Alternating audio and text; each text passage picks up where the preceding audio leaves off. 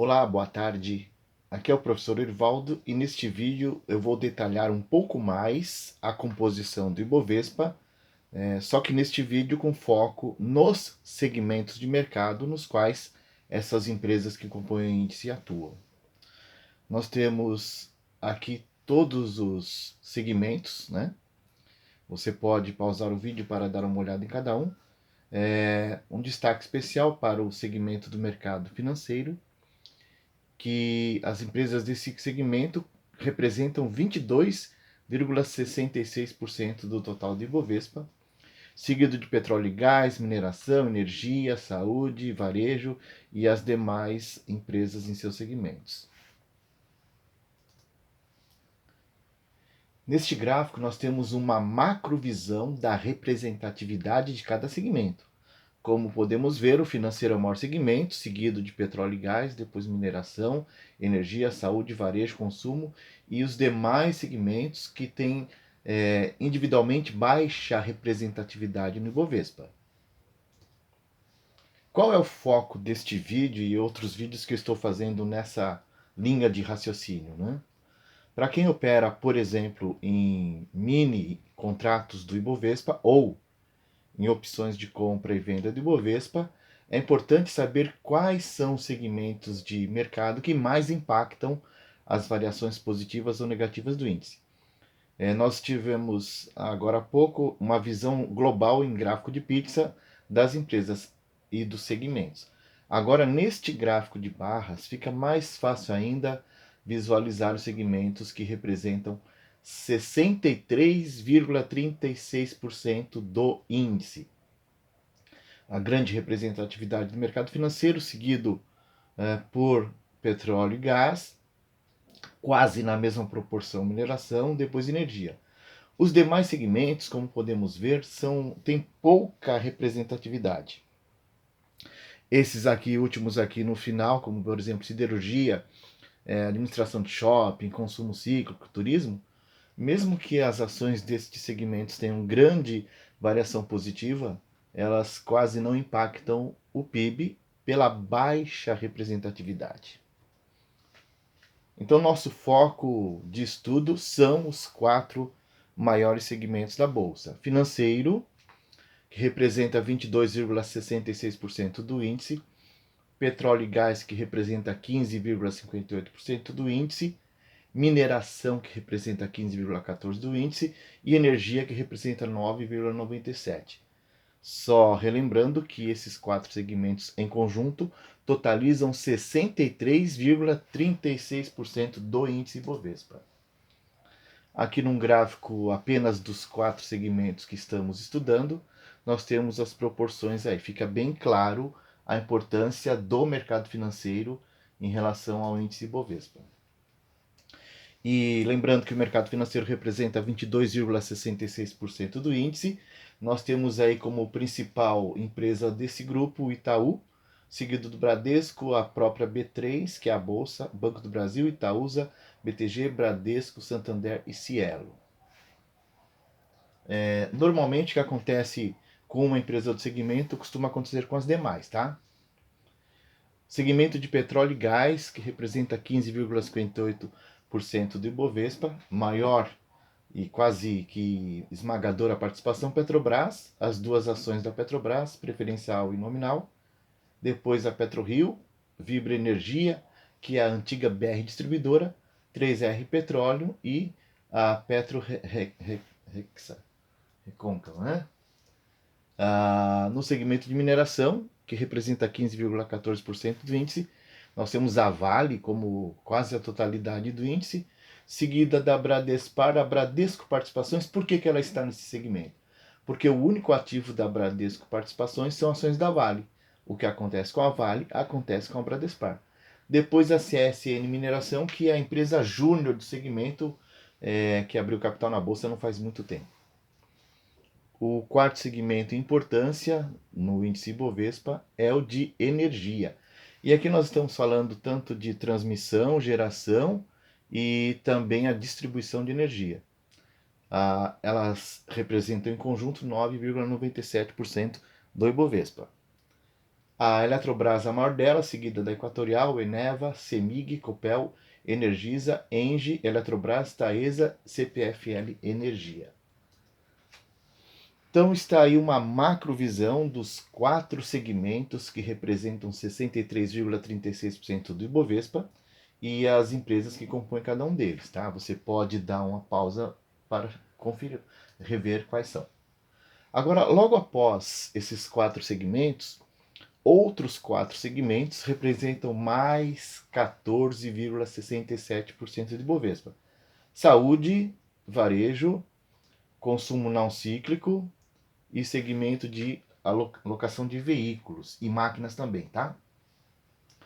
Um terceiro bloco aí que representa 9,22% do Ibovespa. Nós temos uma indústria, no caso aqui só a WEG, né? Indústria pura, a WEG. Celulose e papel, que tem a Suzana Clabin. Transportes, nós temos aí a Rumo, na área de trens, logística, né? Embraer, fabricante de aeronaves, a Azul, companhia aérea e a Gol. Segmento frigorífico, nós temos a maior delas, JBS, seguido da BRF, Minerva e Marfrig. Só reforçando que a Marfrig é a atual maior controladora do grupo BRF. Outros 4 segmentos aqui, que representam 5,45% de Bovespa. Nós temos segmento de metalurgia, telefonia, seguros e combustíveis em geral. No caso aqui, você pode pensar em álcool, né? Depois mais um segmento com mais 4 blocos. Nós temos nesse conjunto de segmentos uma representação de 3,61%, que é o Trapar, que energia e outras coisas que ela possui, o serviço público, no caso a Sabesp. No ramo imobiliário nós temos Aliança Sonai, Multiplan e tecnologia da informação apenas a TOTS. Mais um outro segmento que representa apenas 2,44% de Bovespa. Nós temos segmento agrícola, concessão de rodovias, construtoras e educação. Mais um outro segmento que representa apenas 1,16% do Ibovespa. Nós temos as siderúrgicas, nós temos petroquímica Braskem. Não coloquei junto com o petróleo por particularidades da empresa. Nós temos segmento de consumo cíclico, que é a Dexco, e nós temos mais uma parte aí ligada à administração pura de shoppings, né? 14%, e por fim, esse segmento isolado que nós colocamos aqui como turismo, que contém a CVC com apenas 0,05% de Ibovespa. Continuando aqui no vídeo, pensando especificamente no segmento de financeiras, né? Segmento de bancos e outras instituições autorizadas a operar pelo Banco Central. O que é que afeta o comportamento de preços das ações do segmento financeiro do Ibovespa? Então vamos pensar, né?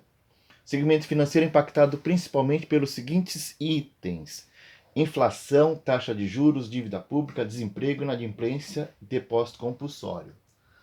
Quando a gente fala de inflação, nós temos que entender que, para conter a inflação, o Banco Central aumenta a taxa de juros Selic. E se isso acontece tanto aqui no Brasil quanto, por exemplo, nos Estados Unidos, isso faz com que investidores da Bolsa migrem para a renda fixa, fazendo com que o preço em geral das ações nas bolsas caia. Então, por isso que é importante a gente ter uma visão global da inflação brasileira, da inflação americana. Nós podemos ver aqui nesses dois gráficos, né? A inflação americana cresceu muito. São 29 anos de sequência.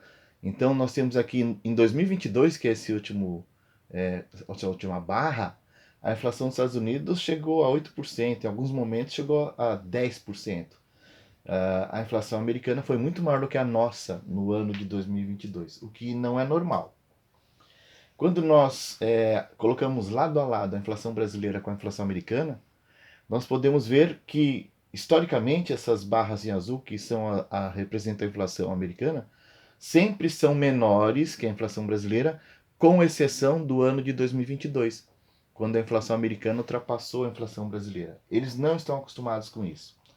Agora, quando nós temos uma macrovisão da inflação americana, da inflação brasileira, da inflação europeia e da inflação do mundo, nós temos aqui em azul a inflação americana, em verde a inflação brasileira, em amarelo a inflação da União Europeia e em roxo a inflação do mundo.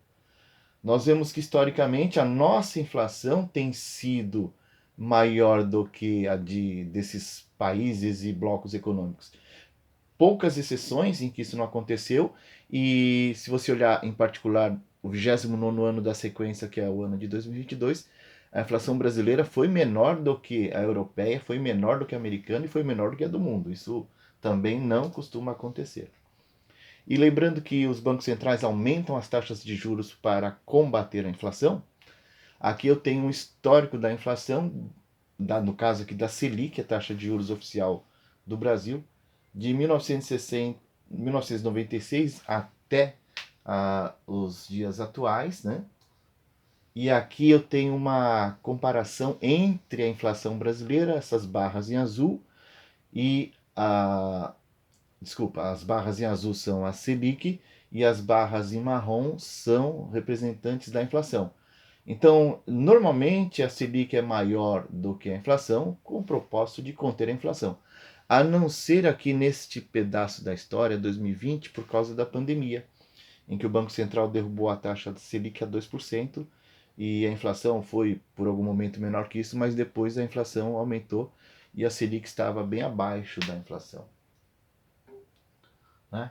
Então, continuando, agora nós temos a inflação dos Estados Unidos, e também, lembra, nós vimos o gráfico da inflação, e aqui é a taxa de juros dos títulos do Tesouro Americano. Por muito tempo, a taxa de juros deles foi em torno de 0 a 0,25% ao ano.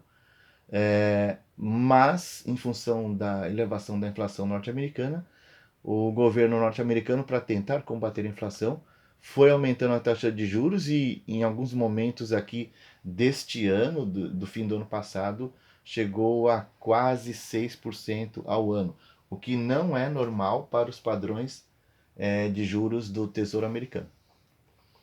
Quando nós olhamos um outro aspecto que também afeta a valorização das ações de instituições financeiras, é esse controle da relação dívida-PIB por parte dos países. Né?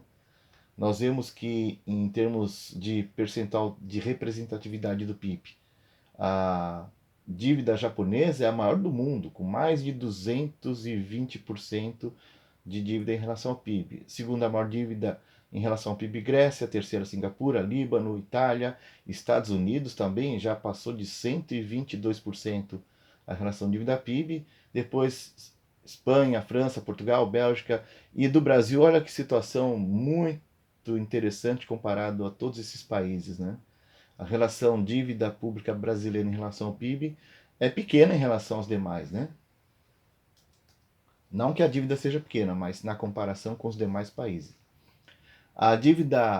Comparação da dívida bruta dos Estados Unidos e em comparação à União Europeia, a dívida por habitante, essas barras aqui em tom marrom, elas representam quanto é de dívida por habitante na União Europeia. Dos Estados Unidos, essas barras em verde, olha o quanto cresceu a dívida por habitante, passando dos 90 mil dólares por habitante. Então, o nenezinho nasce lá nos Estados Unidos, já nasce devendo mais de 90 mil dólares. Pensando em valores nominais, essa informação é de hoje, tá? A dívida total norte-americana, em dólares, esses números são trilhões, tá? Então a dívida norte-americana está em 33 trilhões, 514 bilhões, 228 milhões, 597.505 dólares. E essa dívida é a maior de toda a história deles, tá? Representa 123,99%. Eles estão numa situação muito complicada.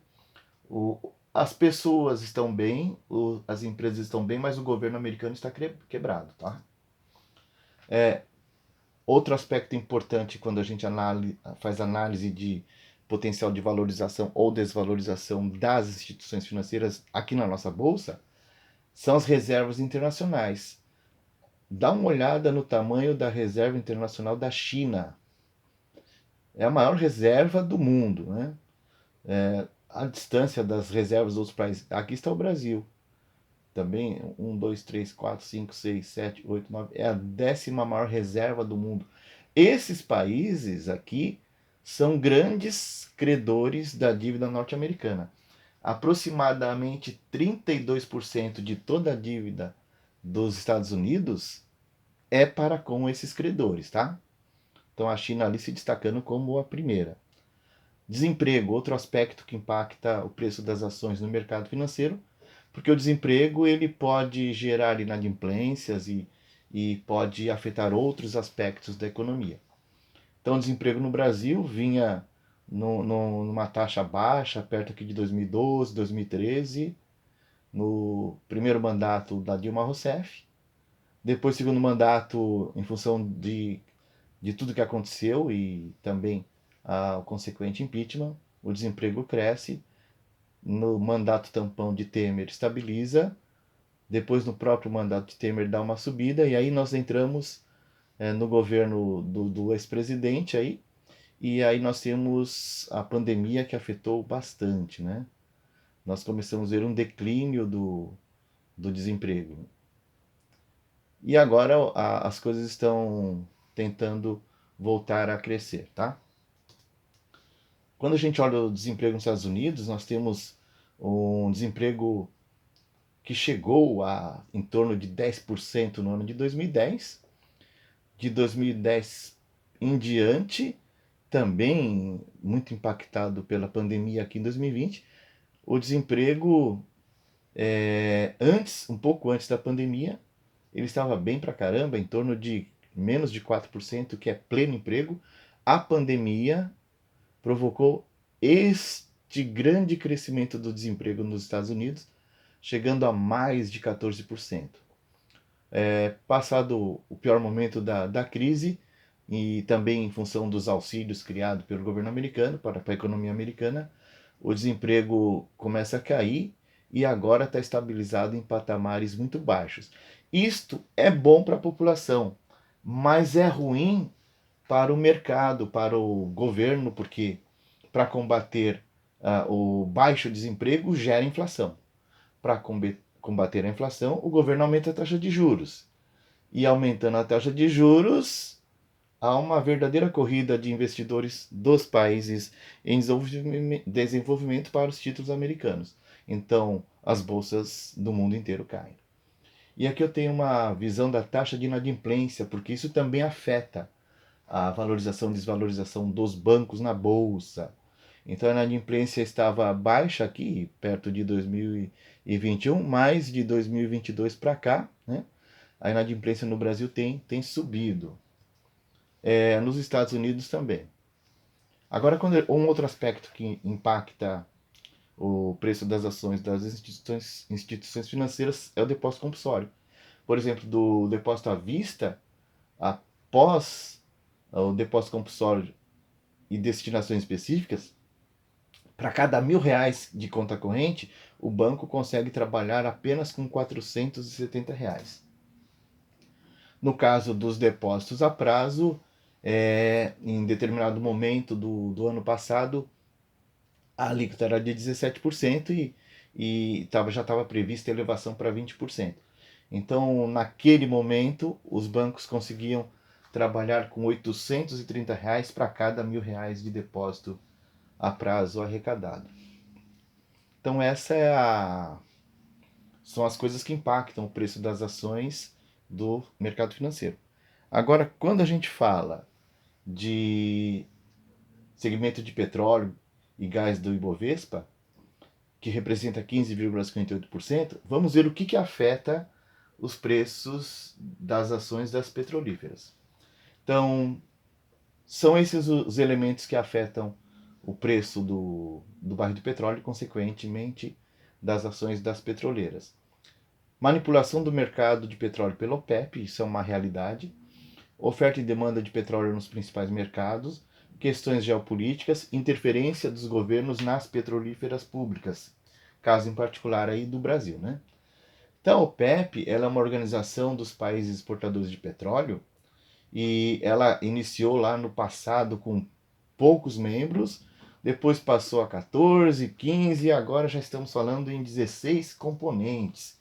E quem são esses países, né, que mandam no preço do petróleo? Equador, Venezuela, Nigéria, Guiné Equatorial, Gabão, Congo, Angola, Argélia, Líbia, Iraque, Irã, Arábia Saudita, Catar, Emirados Árabes e Indonésia. Eles têm o poder de controlar os preços. Nessa outra tabela, se você quiser dar uma pausa para confirmar os dados, tem a população dos países, os PIBs e as dívidas e os déficits deles, produtores de petróleo.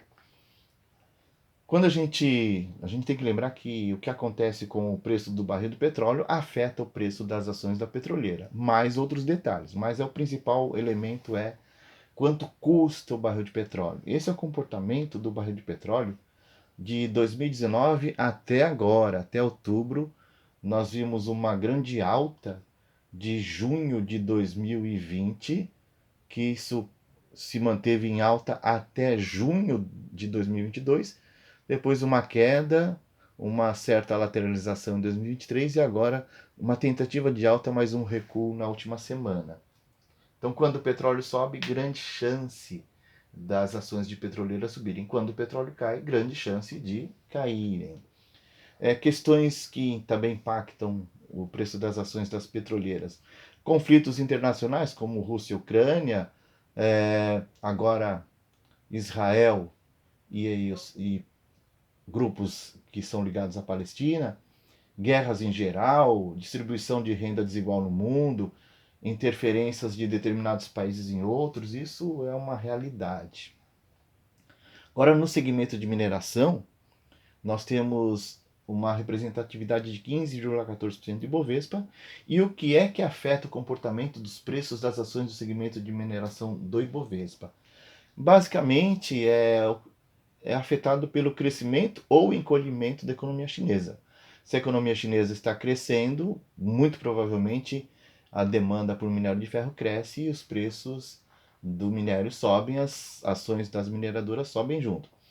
E aí, de forma geral, no mundo, pela oferta e demanda do minério de ferro, né? E a cotação do minério de ferro, ele lá em 2016, ele inicia uma trajetória de alta que vai até 2019, um recuo em 2020 por causa da pandemia e uma grande recuperação aqui em 2021, parte de 2022. Aí de repente essa queda gigantesca por questões de problemas na China, né? Empresas da área de construção civil quebrando ou quase quebrando, e isso reduz a demanda e aí os preços despencam. E nesse momento ela está até certo ponto lateralizada, sem viés de alta ou baixa, tá? Um outro segmento importante que nós já falamos, que é o de energia, e nós temos aí uma representatividade de 9,97% do Ibovespa. E o que é que afeta o comportamento de preço das ações do segmento de energia do Ibovespa? Crescimento ou encolhimento da economia brasileira, porque é isto que indita a questão de demanda por energia, de forma global, pela oferta e demanda de energia no Brasil, questões climáticas, né? Poucas chuvas, diminuem os reservatórios, se torna mais difícil produzir, aí o governo tem que acionar as termoelétricas e isso acaba bagunçando os preços desse mercado. Outra coisa que impacta a combinação da matriz energética, né? Hoje tem muita geradora eólica, biomassa e além das hidrelétricas, que é o carro-chefe do Brasil, além de uma usina nuclear. E também o que impacta o preço das empresas desse grupo é a própria questão de preços na geração, transmissão e distribuição da energia. Então, pessoal, o foco desse vídeo é auxiliar quem está pensando em investir em opções do Ibovespa, tá? Então, quem quer operar opções de compra ou de venda do Ibovespa, deve prestar atenção principalmente no que acontece com os 4 segmentos aqui estudados em maiores detalhes, ou seja, financeiro, petróleo e gás, mineração e energia, né? Os outros segmentos são tão pouco representativos que quase não impactam em Bovespa, ok, pessoal? Vou fazer outros vídeos ainda nesta linha de pensamento para fornecer maiores detalhes para quem quer aprofundar os estudos, pensando em comprar e vender opções do índice Ibovespa. Abraços!